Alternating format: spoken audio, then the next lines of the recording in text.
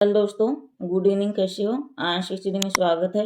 तो दोस्तों, UGC net MP set TGT PGT और एमपी वर्ग 1 के लिए हमने लाए हैं हिस्ट्री वर्ग 1 के क्वेश्चन, महत्वपूर्ण क्वेश्चन, जो कि टॉपिक है सिंधु घाटी सभ्यता। ठीक है, हमने मिक्स क्वेश्चन लाया सिंधु घाटी सभ्यता में। तो आइए दोस्तों, कुछ महत्वपूर्ण क्वेश्चन है, क्वेश्चन करते हैं। तो क्वेश्चन नंबर पहला क्या है? निम्नलिखित स्थलों में से कहाँ पर जल भंडार का साक्ष्य मिला? मतलब निम्न में से कौन से स्थानों पर जल भंडार का साक्ष्य मिला पुरातात्विक स्थानों में, मतलब पुरातात्विक स्थानों में से कहाँ पर जल भंडार का साक्ष्य मिला? ठीक है, कहाँ पर मिला? ऑप्शन नंबर ए है लोथल, ऑप्शन नंबर बी है कालीबंगा, ऑप्शन नंबर सी है बनावली और ऑप्शन नंबर डी है चंदूड़ो। ठीक है, ये चहंदड़ो है दोस्तों। ठीक है, आप समझ जाइएगा, सिंधु घाटी सभ्यता में आपने कई बार पढ़ लिया होगा। तो इसका ऑप्शन नंबर ये आएगा दोस्तों, लोथल। तो लोथल के बारे में थोड़ा पढ़ेंगे। लोथल देखिए, जल भंडार का साक्ष्य लोथल से प्राप्त होता है। और लोथल काय के लिए प्रसिद्ध है? हड़प्पा सभ्यता का एक मुख्य स्थान किसे माना जाता है दोस्तों? तो लोथल को माना जाता था। यहाँ पर क्या है, बंदरगाह के नमूने प्राप्त हुए और क्या हुए दोस्तों, विविध प्रकार के लोथल के खंबात की खाड़ी। लोथल में खंबात की खाड़ी के नजदीक कहाँ पे, कौन सी नदी? भोगवा नदी। लोथल कहाँ पे है? भोगवा नदी के समीप, ठीक है, स्थित है। लोथल से प्राप्त क्या होता है? गोदी का साक्ष्य और इसके पूर्व विकसित बंदरगाह होने की सूचना मिलती। कहाँ से? तो लोथल से, भोगवा नदी के किनारे से। ठीक है, आ गया समझ में? हम नेक्स्ट क्वेश्चन करेंगे। नेक्स्ट क्वेश्चन है दोस्तों, सिंधु घाटी के लोगों को किस खेल की जानकारी थी? तो ऑप्शन नंबर ये है, क्या है ऑप्शन नंबर ए? रथ दौड़, ऑप्शन नंबर बी है पाशे का खेल, ऑप्शन नंबर सी है पोलो, ऑप्शन नंबर डी है घुड़सवारी। आप तो ये सभी खेल जानती होंगी। ठीक है, तो दोस्तों इसका ऑप्शन नंबर बी आएगा आंसर, पाशे का खेल। पाशे का खेल क्या होता है दोस्तों? आप जानती होंगी पाशे का खेल क्या होता है। तो ठीक है, तो अब टाइम वेस्ट नहीं कर रहे हैं, जो समझाने लायक है उसी को समझेंगे। ठीक है, अब क्वेश्चन नंबर थर्ड क्या करा है? निम्नलिखित में से कौन सा स्थल परिपक्व हड़प्पीय स्थल से संबद्ध नहीं है? कौन सा स्थल संबंध नहीं है? तो option number A Dholavira, option number B है लखमीरवाला और ऑप्शन नंबर सी है सुरकोटदा, ऑप्शन नंबर डी है सरायकोला। तो इसका ऑप्शन नंबर डी आएगा दोस्तों, सरायकोला। देखिए सरायकोला क्या है? सरायकोला पाक हड़प्पीय स्थल है। यहाँ पर क्या होता है? यह आधुनिक तक्षशिला जैसे पंजाब प्रांत पाकिस्तान में स्थित है। और यहाँ पर क्या है? आमरी, नाल, कुल्ली, मेहरगढ़, कोटदीज, किल्ली, गीड़, मोहम्मद आदि के संदेह स्थल प्राप्त होते। कहाँ से? तो ये जो हमने अभी नाम पढ़े, आमेर, कुल्ली, मेहरगढ़, ठीक है, कुल्लीगढ़ वगैरह स्थल, संदेह स्थल प्राप्त होते। ठीक है, आ गया समझ में? अब नेक्स्ट क्वेश्चन करेंगे, क्वेश्चन नंबर 4। क्वेश्चन नंबर 4 क्या कह रहा है? तो सैंधव सभ्यता के सबसे उत्खनन सैंधव सभ्यता के सबसे उत्खनन किया गया था पूर्वी स्थल आलमगीरपुर का उत्खनन किसे कहा जाता है? मतलब किसने किया? ठीक, नंबर ये है दोस्तों वाई डी शर्मा द्वारा, ऑप्शन नंबर बी है ये घोष द्वारा, ऑप्शन नंबर सी है बी के थापर द्वारा, ऑप्शन नंबर डी है बी लाल द्वारा। तो इसका आंसर नंबर ये होगा दोस्तों वाई डी शर्मा द्वारा। ठीक है, देखिए सैंधव सभ्यता के सबसे पूर्वी स्थल आलमगीरपुर का उत्खनन कब हुआ था? 1998। कब हुआ था दोस्तों? सन 1998। किसने? सन 1998 किसने किया था? तो वाई डी शर्मा ने। ये याद रखिए। ठीक है, 1998 वाई डी शर्मा के द्वारा हुआ था। ये स्थल कहाँ पे? मेरठ जिले, और मेरठ कहाँ है? यूपी में, उत्तर प्रदेश में। और कौन से नदी के किनारे? तो हिंडन नदी के किनारे। और ये काय के लिए प्रसिद्ध है? तो सूती कपड़ा, कपास का साक्ष्य यहाँ से मिलता है। कहाँ से मिलता है? तो हिंडन नदी के किनारे, यूपी से मिलता है। और मेरठ मतलब यूपी में क्या है? तो मेरठ कौन से नदी के किनारे? हिंडन नदी के किनारे। इसका उत्खनन कब हुआ था? 1998। और किसने किया था? तो वाई डी शर्मा द्वारा। इतना तो याद रखिएगा कम से कम। ठीक है, तो ऑप्शन नंबर मतलब क्वेश्चन नंबर 5 करेंगे, ठीक है। क्वेश्चन नंबर 5 क्या करा है, सैंधव सभ्यता का कौन सा स्थल समुद्र व्यापार का मुख्य केंद्र माना जाता है? कौन सा केंद्र माना जाता है? मुख्य केंद्र। तो क्या माना जाता है? Option number A Kalibangan, option number B है धोलीवीरा, ऑप्शन नंबर सी है हड़प्पा, ऑप्शन नंबर डी है लोथल। तो इसका आंसर नंबर डी आएगा दोस्तों, लोथल। अभी हमने पढ़े थे लोथल कहाँ है दोस्तों, तो भोगवा नदी के तट पर है। वो कहा कि सैंधव सभ्यता का महत्वपूर्ण स्थल है। और ये लोथल कहाँ पे है? गुजरात में भोगवा नदी के किनारे और अहमदाबाद में स्थित है, इतना याद रखिए, ठीक है। तो आगे देखते हैं क्वेश्चन नंबर 6। क्वेश्चन नंबर 6 क्या कह रहा है दोस्तों, आलमगीरपुर किस नदी के किनारे स्थित है? आज के दोस्तों बहुत अच्छे क्वेश्चन हैं, थोड़ा कठिन स्तर के भी लिए और कुछ कुछ इजी स्तर के भी लिए, जो कि सभी कॉम्पिटिशन एग्जामों में भी आता है सिंधु घाटी सभ्यता से, ठीक है। तो आलमगीरपुर किस नदी के किनारे स्थित है? तो ऑप्शन नंबर ए है यमुना नदी, ऑप्शन नंबर बी है हिंडन नदी, ऑप्शन नंबर सी है रामगंगा नदी और उपयुक्त में से कोई नहीं, ठीक है। ऑप्शन नंबर डी है उपयुक्त में से कोई नहीं। तो इसका आंसर नंबर बी आएगा दोस्तों, हिंडन नदी। अब देखिए आलमगीरपुर हिंडन नदी के किनारे स्थित है। कहाँ है? हिंडन नदी के किनारे क्या स्थित है? आलमगीरपुर। और यह क्या रहता? सैंधव सभ्यता का क्षेत्रफल निर्धारित करते समय 4 नगरों का उल्लेख किया जाता है। तो 4 नगर कौन कौन से दोस्तों? पहला है भगवतराव, दूसरा है रमांजेरी, तीसरा है आलमगीरपुर और चौथे में क्या होता है? सैंधव सभ्यता का विस्तार का भारत, पाकिस्तान, अफगानिस्तान में मिलता है। कहाँ कहाँ मिलता है? तो भारत, पाकिस्तान, अफगानिस्तान से मिलता है, अफगानिस्तान, ठीक है। क्वेश्चन नंबर 7 देखेंगे अब।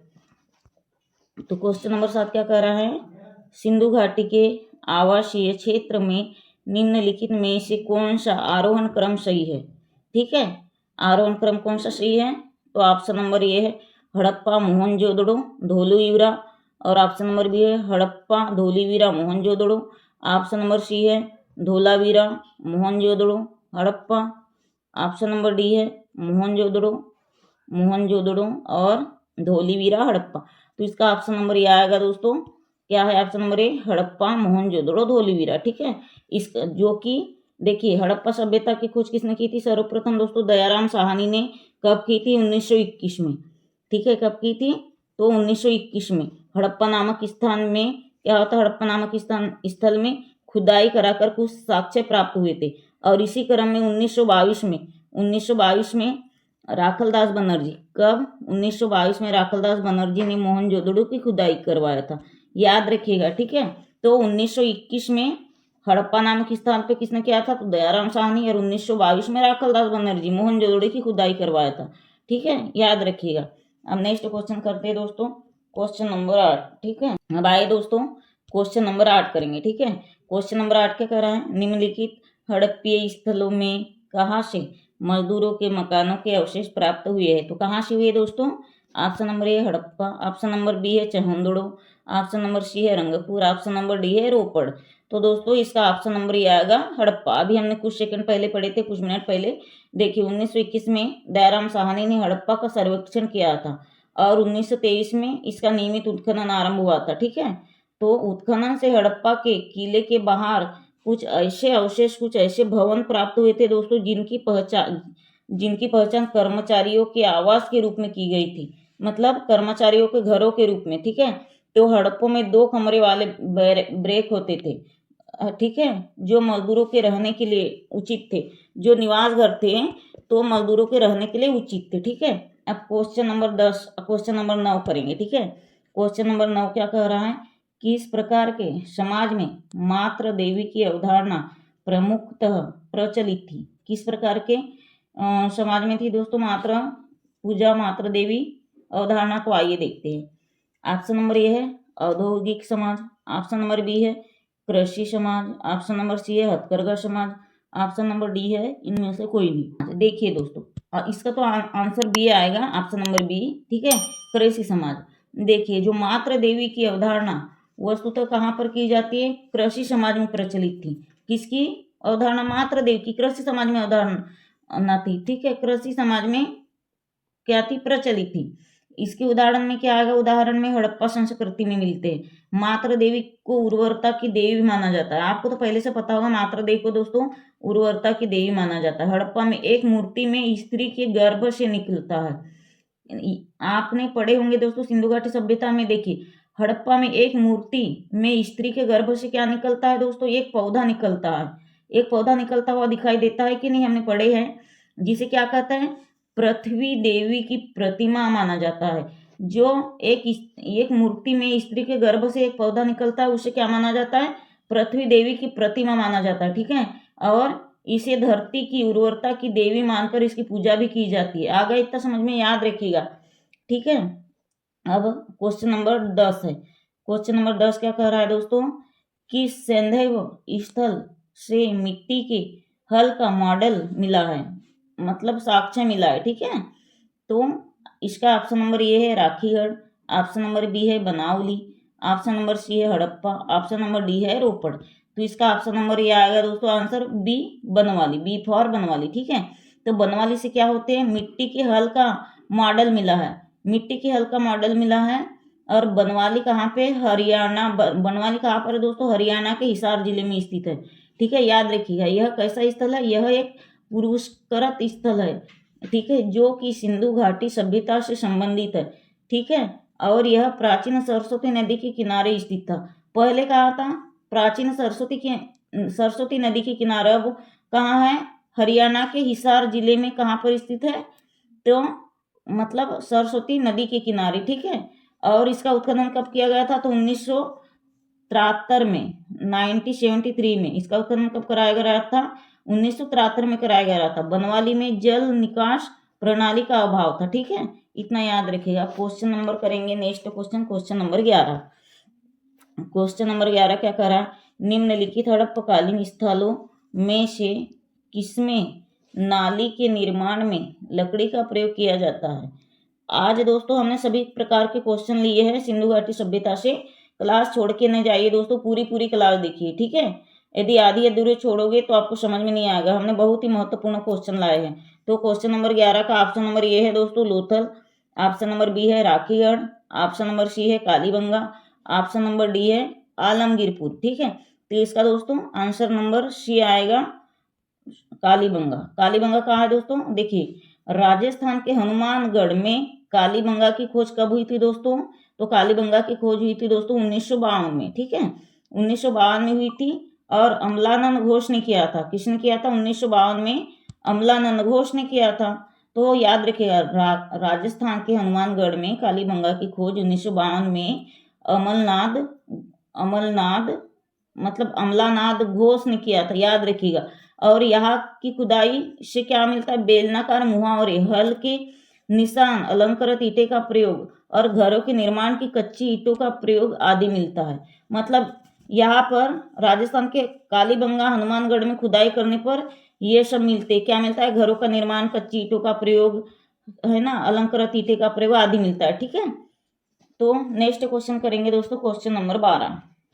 क्वेश्चन नंबर 12 है ये वाला क्वेश्चन बहुत महत्वपूर्ण है दोस्तों, ये एसएससी में पूछा था, ठीक है। मेसोपोटामिया के निवासी सिंधु प्रदेश को किस नाम से जानते हैं। तो दोस्तों ऑप्शन नंबर ये है सिंधु, ऑप्शन नंबर बी है दिलमुत, ऑप्शन नंबर सी है हिंदू और ऑप्शन नंबर डी है दोस्तों मेखुला, ठीक है। मेलुहा भी बोलते, इसे मेलुहा भी बोलते हैं। तो इसका आंसर नंबर डी आएगा, ठीक है, आंसर नंबर डी आएगा। देखिए भारत की जो सिंधु सभ्यता है वह कैसी सभ्यता है, प्राचीन सभ्यता मिस्र व मोसोपोटामिया की, मतलब मोसोपोटामिया की सभ्यता है। कैसी, प्राचीन मिस्र की जो सभ्यता है, प्राचीन भारतीय सभ्यता सिंधु घाटी की सभ्यता कैसे, मिस्र मोसोपोटामिया की प्राचीन सभ्यता की शुरुआती मानी जाती है। इसे हड़प्पा या सिंधु सरस्वती सभ्यता के नाम से भी जानी जाती है। किस नाम से जानी जाती है, ध्यान से समझिएगा, इसे हड़प्पा या सिंधु सरस्वती सभ्यता के नाम से जाना जाता है, ठीक है। तो नेक्स्ट क्वेश्चन करेंगे दोस्तों, क्वेश्चन नंबर 13। क्वेश्चन नंबर 13 क्या कह रहा है, मिट्टी की प्राचीन कालीन 274 मुहारे किस पुरास्थल के उत्खनन से प्राप्त हुए हैं। बहुत महत्वपूर्ण है दोस्तों आज के सभी क्वेश्चन, ठीक है। तो ऑप्शन नंबर ए है मोहनजोदड़ो, ऑप्शन नंबर बी है गन्नेरीवाल, ऑप्शन नंबर सी है कायथा और ऑप्शन नंबर डी है बसाड़। तो इसका ऑप्शन नंबर डी आएगा दोस्तों आंसर बसाड़। तो बसाड़ क्या होता है, देखिए बसाड़ से मिट्टी की प्राचीन कालीन 274 मुहरे का उत्खनन से प्राप्त हुई थी। और यह देखिए मोहनजोदड़ो पाकिस्तान की सिंधु नदी के किनारे स्थित है। मोहनजोदड़ो कहाँ है, पाकिस्तान की सिंधु नदी के किनारे। और लोथल कहाँ पे है दोस्तों, तो गुजरात में, ठीक है, हिंडन नदी के किनारे, ठीक है। और यह स्थल पाकिस्तान के सिंध प्रांत के लरकाना, याद रखिएगा, लरकाना जिले में स्थित है, ठीक है, लरकाना जिले में स्थित है। अब नेक्स्ट क्वेश्चन करेंगे, क्वेश्चन नंबर 14। तो क्वेश्चन नंबर 14 क्या कर रहा है, निम्नलिखित में से कौन सी धातु लोथल से विवृत नहीं है। कौन सी धातु लोथल से विवृत नहीं है, मतलब इसका ऑप्शन नंबर ए क्या कर रहा है, सोना, ऑप्शन नंबर बी है चांदी, ऑप्शन नंबर सी है तांबा, ऑप्शन नंबर डी है कांसा। तो इसका आंसर होगा दोस्तों ऑप्शन नंबर ए गोल्ड, सोना। तो ये देखिए सोना मतलब भोगवा नदी के तट पर स्थित है।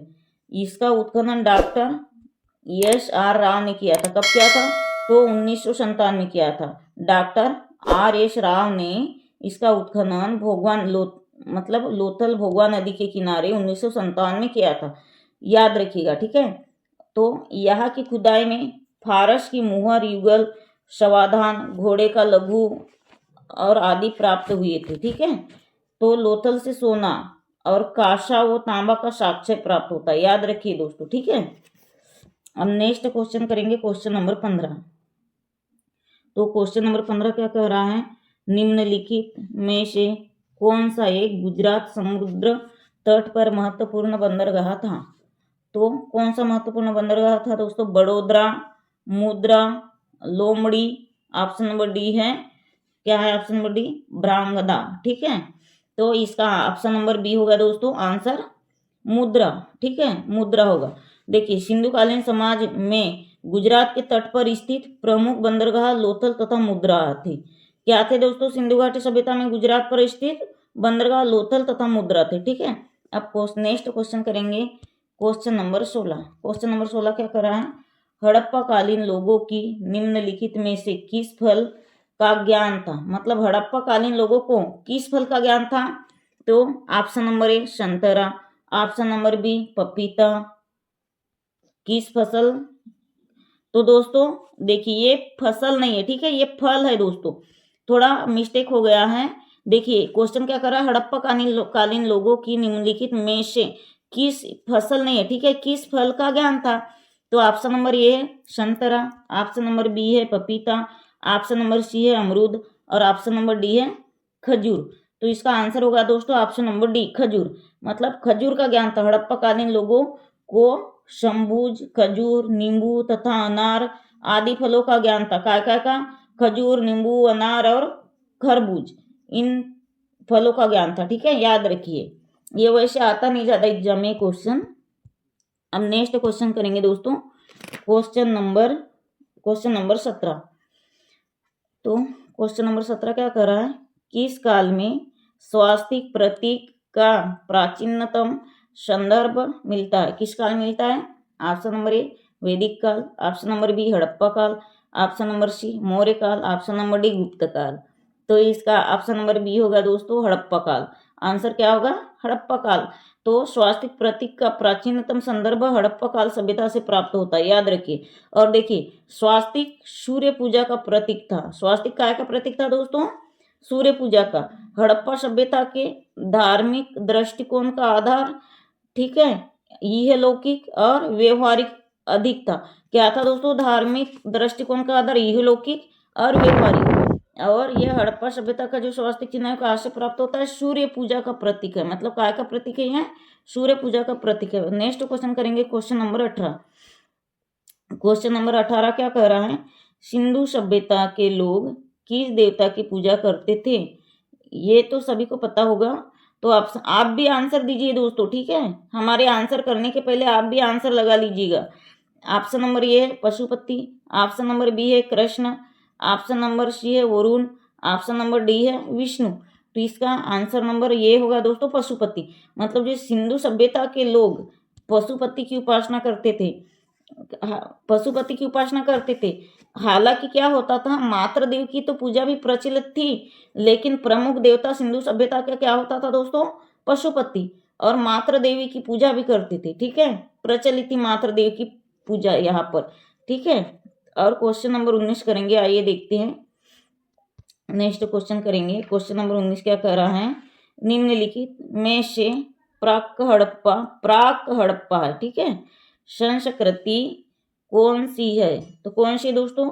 ऑप्शन नंबर ए है कुल्ली संस्कृति, ऑप्शन नंबर बी है वैदिक संस्कृति, ऑप्शन नंबर सी है ईरानी संस्कृति, ऑप्शन नंबर डी है सुमेरिया संस्कृति। तो इसका ऑप्शन नंबर ए होगा दोस्तों कुल्ली संस्कृति। देखिए, दक्षिण बलूचिस्तान में स्थित कुल्ली संस्कृति का प्राक हड़प्पा कालीन संस्कृति के अंतर्गत आती है। ये कहाँ पे है दोस्तों? ये कहाँ पे? दक्षिण बलूचिस्तान में है। ठीक है, याद रखिएगा। तो कुल्ली संस्कृति कहाँ पे है? दक्षिण बलूचिस्तान में। ठीक है, याद रखिएगा। अब नेक्स्ट क्वेश्चन करेंगे दोस्तों, क्वेश्चन नंबर 20। ठीक है, क्वेश्चन नंबर 20 करेंगे। तो क्वेश्चन नंबर 20 क्या कर रहा है, चावल का प्राचीनतम प्रमाण पाया गया, कहाँ पाया गया? ऑप्शन नंबर ए है बिहार, ऑप्शन नंबर बी है उत्तर प्रदेश में, ऑप्शन नंबर सी है बंगाल में, और ऑप्शन नंबर डी है छत्तीसगढ़ में। तो इसका आंसर आएगा दोस्तों option number B, Uttar Pradesh. तो चावल का प्राचीनतम प्रमाण उत्तर प्रदेश में पाया गया। देखिए, नवपाषाण युग में क्या होता था दोस्तों, धान, मतलब धान चावल का प्राचीनतम प्रमाण कहाँ मिला? नवपाषाण काल में मिला, उत्तर प्रदेश में। तो यह खास उत्तर प्रदेश में नहीं मिला था, उत्तर प्रदेश की इलाहाबाद में स्थित एक कोहिलवाड़ा से प्राप्त था। ठीक है, कोहिलवाड़ा ग्राम था, मतलब उत्तर प्रदेश की इलाहाबाद जिले के कोहिलीवाड़ा गांव में चावल का साक्ष्य प्रमाण प्राप्त हुआ था, याद रखिएगा। ठीक है, अब नेक्स्ट क्वेश्चन करेंगे, क्वेश्चन नंबर 21। क्वेश्चन नंबर 21 क्या कह रहा है, निम्नलिखित में से किस स्थान पर मानव के साथ कुत्ते को दफनाया जाने का साक्ष्य मिला? किस स्थान से मिला मानव के साथ कुत्ते को दफनाया जाने का साक्ष्य? तो आइए देखते हैं। ऑप्शन नंबर ए है दोस्तों बुरजोहम, ऑप्शन नंबर बी है चिरौंद, ऑप्शन नंबर सी है कोहिलीवाड़ा, ठीक है, और ऑप्शन नंबर डी है दोस्तों मांडो। तो इसका आंसर नंबर बी होगा बुरजोहम। तो बुरजोहम सबसे पहले जानेंगे दोस्तों, बुरजोहम कहाँ पे है? तो बुरजोहम दोस्तों कश्मीर में है। और ये कब पाया गया था? देखिए, नवपाषाणिक काल है। तो जहां पर मानव के साथ कुत्ते को दफनाए जाने के साक्ष्य मिले थे, कहाँ पर मिले थे? बुरजोहम में। और बुरजोहम कहाँ पे है?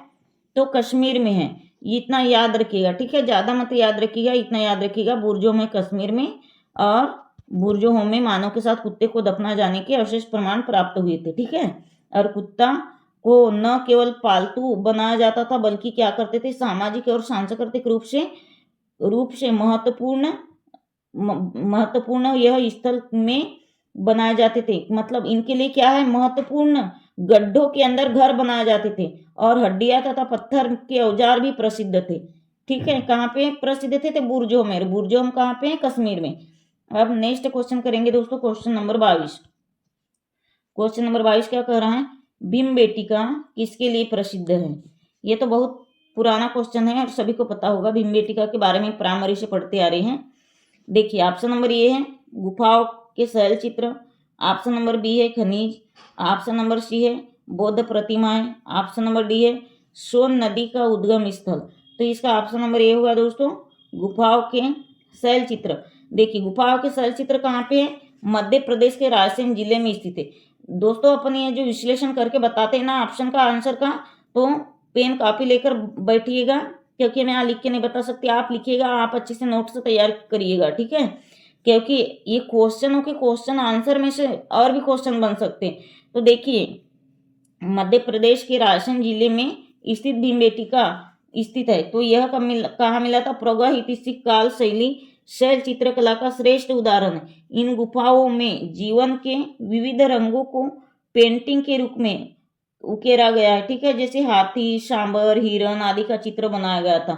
ठीक है, तो नेक्स्ट क्वेश्चन करेंगे, क्वेश्चन नंबर 23। क्वेश्चन नंबर 23 क्या कह रहा है, मध्य पाषाणी प्रसंग में पशुपालन के प्रमाण जहां मिले वह स्थल है, कौन सा है?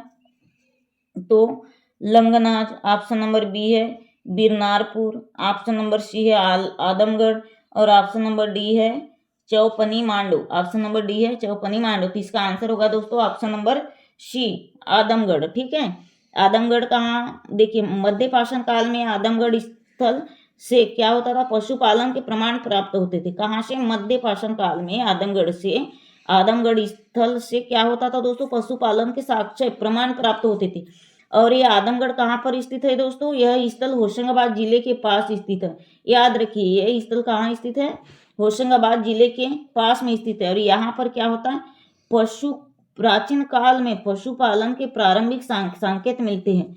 ठीक है, प्रमाण मिलते हैं, इनके साक्ष्य मिलते हैं, किसके, पशुपालन के। ठीक है, याद रखिएगा। आप क्वेश्चन नंबर 24 करेंगे। तो आइए नेक्स्ट क्वेश्चन करते हैं, क्वेश्चन नंबर 24। तो निम्नलिखित में से किसको चारकोलिथिक युग भी कहा जाता है।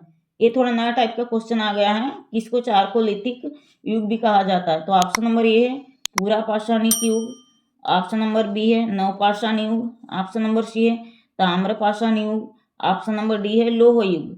तो इसका ऑप्शन नंबर सी होगा ताम्रपाषाण युग। तो ताम्रपाषाण युग को चारकोलिथिक युग भी कहा जाता है। इस युग में लोग क्या करते, ताम्र मतलब क्या होता है दोस्तों, तांबा। तांबा यानी क्या होता है, कापर और पत्थर दोनों के उपकरण का उपयोग करते थे। कहाँ पर, ताम्रपाषाणिक काल चारकोलिथिक युग में काय का प्रयोग करते थे, तांबा और मतलब तांबा बोले तो कापर और पत्थर दोनों के उपकरणों का उपयोग करते थे। ठीक है, अब नेक्स्ट क्वेश्चन करेंगे, क्वेश्चन नंबर 25। क्वेश्चन नंबर 25 क्या करा है, भारत में पशुपालन एवं कृषि के प्राचीनतम साक्ष्य प्राप्त हुए, कहाँ से प्राप्त हुए हैं। ऑप्शन नंबर ए है अंजीरा से, ऑप्शन नंबर बी है दम्प सदात से, और ऑप्शन नंबर सी है किलीगुल मोहम्मद से, और ऑप्शन नंबर डी है मेहरगढ़ से। तो इसका ऑप्शन नंबर डी आएगा दोस्तों मेहरगढ़ से। ठीक है, मेहरगढ़ में क्या विख्यात था, पशुपालन और कृषि के प्राचीन साक्ष्य प्राप्त हुए थे। ठीक है, और मेहरगढ़ कहाँ पर स्थित है, पाकिस्तान के बलूचिस्तान के क्षेत्र में स्थित है। कहाँ पर स्थित है, पाकिस्तान के बलूचिस्तान में स्थित है। ठीक है, अब नेक्स्ट क्वेश्चन करेंगे, इसका ऑप्शन है दोस्तों ऑप्शन नंबर डी मेहरगढ़ हो गया। अब नेक्स्ट क्वेश्चन करेंगे, क्वेश्चन नंबर 26। तो क्वेश्चन नंबर 26 क्या कर रहा है, निम्नलिखित में से किन स्थानों पर मध्य पाषाण काल में पशुपालन के प्रमाण मिलते, कहाँ से मिलते हैं। तो ऑप्शन नंबर ए है ओदे, ऑप्शन नंबर बी है बोरी, ऑप्शन नंबर सी है बागोर, ऑप्शन नंबर डी है लखनिया। तो इसका ऑप्शन नंबर सी होगा दोस्तों आंसर बागोर। तो बागोर देखिए मध्य पाषाण काल में पशुपालन के साक्ष्य प्राप्त होने लगते, कहाँ से, तो बागोर से। पशुपालन के प्रारंभिक साक्ष्य मध्य प्रदेश के कहाँ से, होशंगाबाद के निकट आदमगढ़। अभी हमने थोड़ी देर पहले समझाए थे, होशंगाबाद के निकट आदमगढ़ पूरा स्थल और राजस्थान के भीलवाड़ा जिले में स्थित है। ठीक है, कहाँ पे स्थित है दोस्तों, राजस्थान के भीलवाड़ा जिले में स्थित है। ठीक है, तो नेक्स्ट क्वेश्चन करेंगे, ये हो गया था क्वेश्चन नंबर 26 और ये है दोस्तों क्वेश्चन नंबर 27। आज थोड़ा क्वेश्चन की संख्या बढ़ा दिए हैं, तो क्लास को छोड़ के ना जाइए दोस्तों, पूरी क्लास देखिए, इसमें आप ही लोगों का फायदा है। ठीक है, तो दोस्तों क्वेश्चन नंबर 27 क्या कर रहा है, नवदा टोली किस राज्य में स्थित है या अवस्थित है।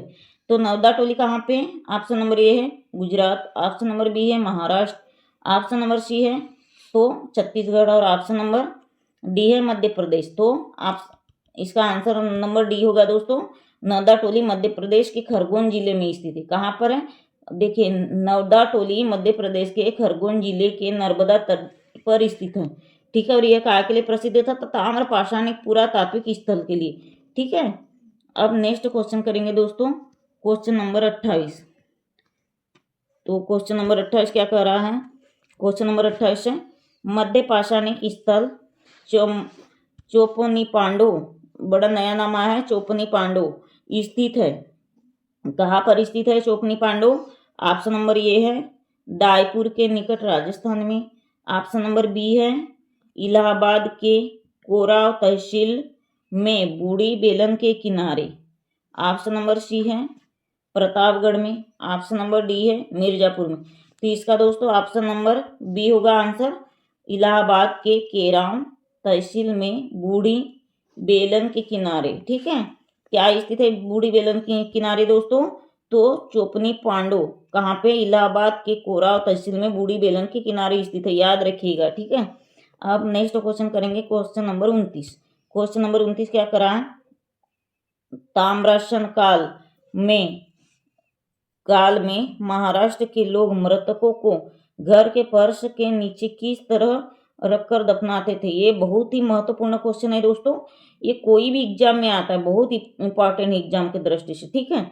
याद रखिएगा, ध्यान से समझिएगा। उत्तर से दक्षिण की ओर, पूर्व से पश्चिम की ओर, दक्षिण से उत्तर की ओर या पश्चिम से पूर्व की ओर। तो इसका ऑप्शन नंबर ये होगा दोस्तों, उत्तर से दक्षिण की ओर, ठीक है।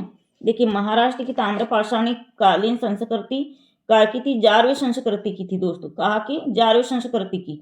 11वीं संस्कृति में क्या होता था दोस्तों, जो मृतक होते थे तो मृतकों के अस्थि कलश में रखकर, मृतकों को क्या करते थे, अस्थि कलश में रखकर उत्तर से दक्षिण स्थित में क्या करते थे दोस्तों, घरों के फर्श के नीचे दबाया जाता था, ठीक है, मतलब दफनाया जाता था, ठीक है।